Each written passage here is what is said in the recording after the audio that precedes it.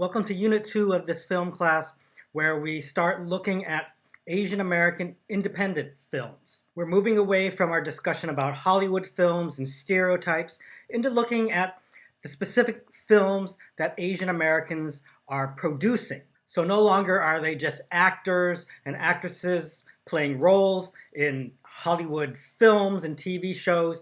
Now we have Asian Americans creating their own films, directing their own films, the whole vertical ladder, producing, raising money, etc., to create the images of Asians and Asian Americans that they want to see. This Asian American film movement doesn't come out of Hollywood necessarily, doesn't come out of any film school, but instead comes from the community work as well as the growth and development of ethnic studies starting from the late 1960s, actually right here in the San Francisco Bay Area. This week, it's more of a history lesson. We're going to be seeing two films about the 1960s, about the ethnic studies movement, as well as the Black Panther movement, which actually very interestingly happens right here in the Peralta School Districts. A film that was produced by Peralta Unified that discusses the role that Merritt College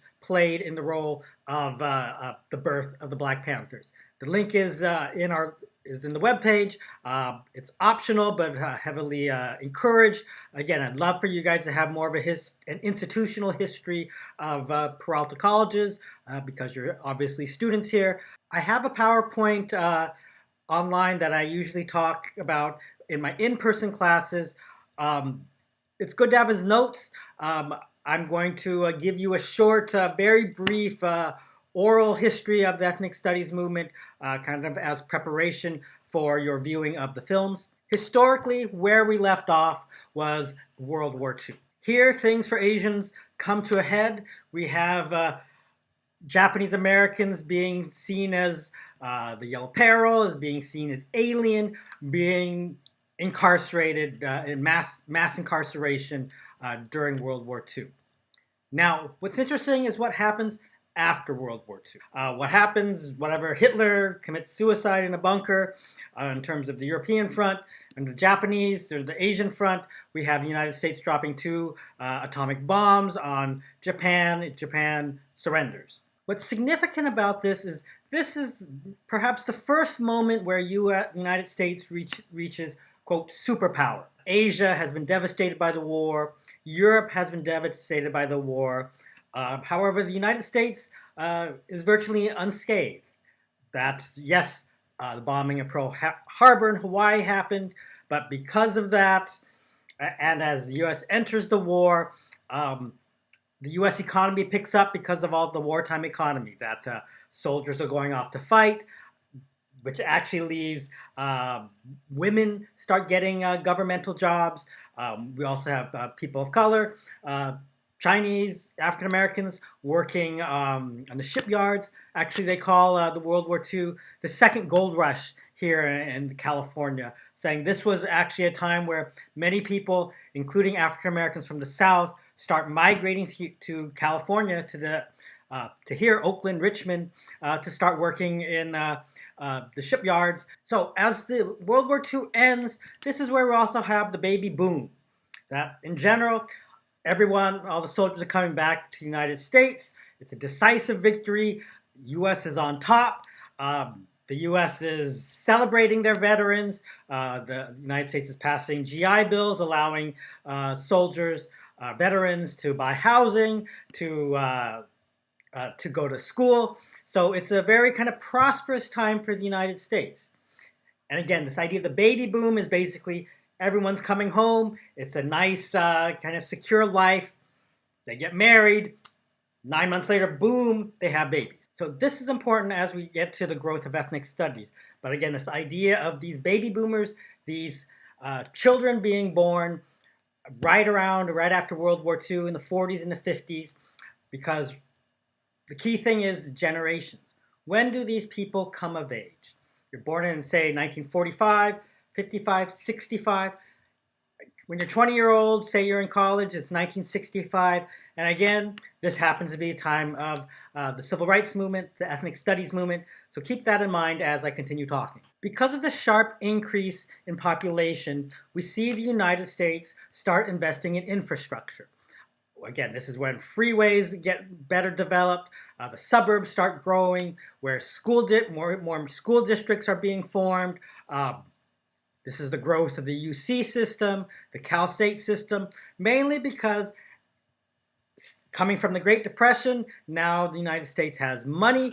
It's at peacetime.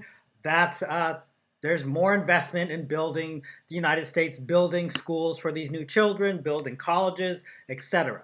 However, this is not necessarily a prosperous time for people of color, African Americans, Asian Americans, that we still see discrimination is legal in the United States at this moment. Specifically in the South, with the Jim Crow laws that are very much the separate but equal, having African Americans drink from different water fountains, go to different schools, etc.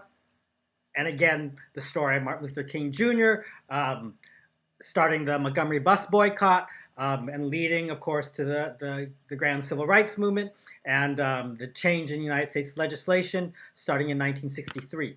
Ultimately, the civil rights movement comes out of frustration at the treatment of people of color during this time of prosperity. That there are many examples of veterans of color coming home, and again, they think themselves as heroes. In general, the United States treats the veterans as heroes coming from this war.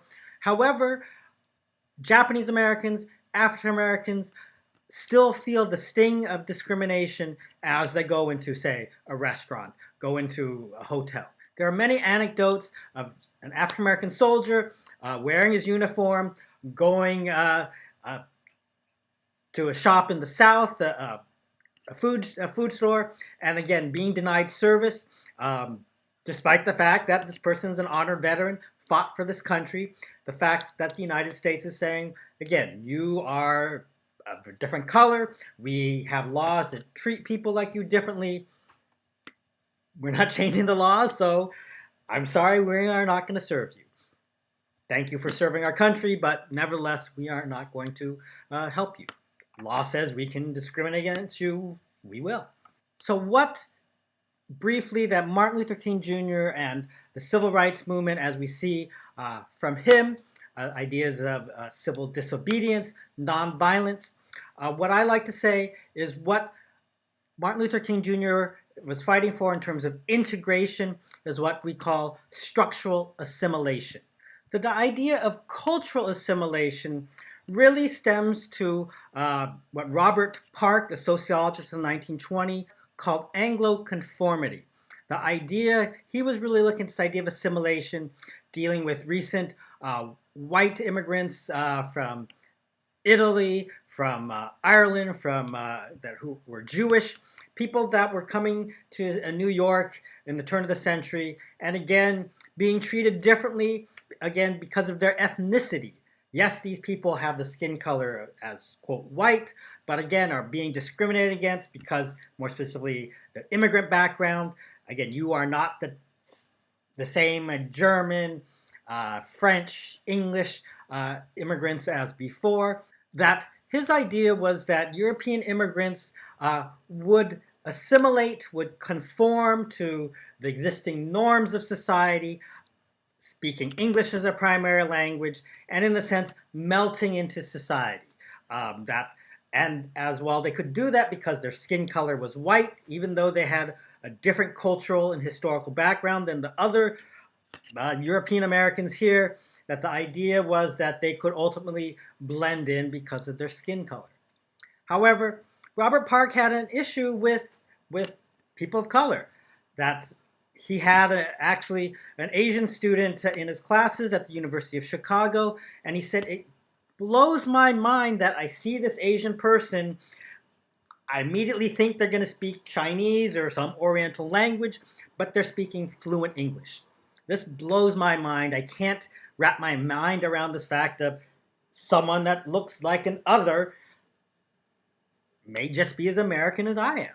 So he said, well, I think this idea of cultural assimilation works for white people, but for people of color, there's always that issue that as much as culturally they try and become, quote, the majority by speaking English, by actively working to lose any accent, um, dressing like the majority does, that ultimately people of color can't remove their, quote, racial uniform. There are certain limits to how one can change their facial features, their skin color, their hair texture, all these kind of attributes that we see in terms of differences among races or ethnicities.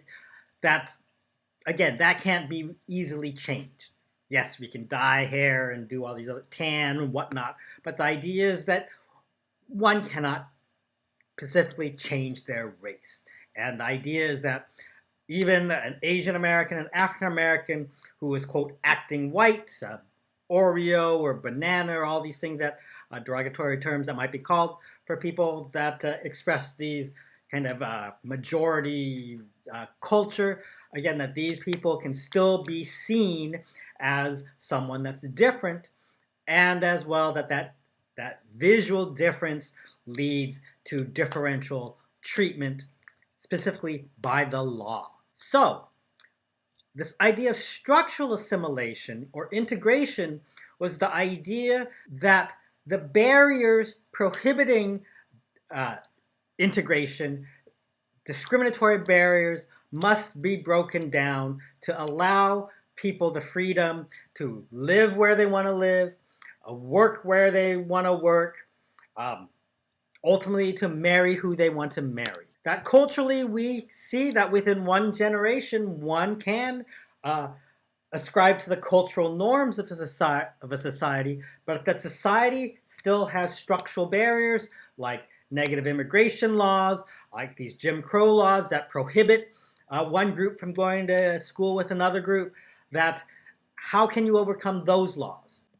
The answer, again, what Martin Luther King Jr. is doing, saying we need structural change. We need the discriminatory laws that prohibit people from marrying between other races, people living in a specific area, prohibiting people from going to different school. Those laws must be gotten rid of. We need all those things removed. We need to be seen as equal to white folks and be having that equal treatment. He worked for at least 10 years, starting from very grassroots, small movements, up until the March on Washington, and finally, historically, having the Civil Rights Act of 1963, banning discriminatory practices based on race, color, religion.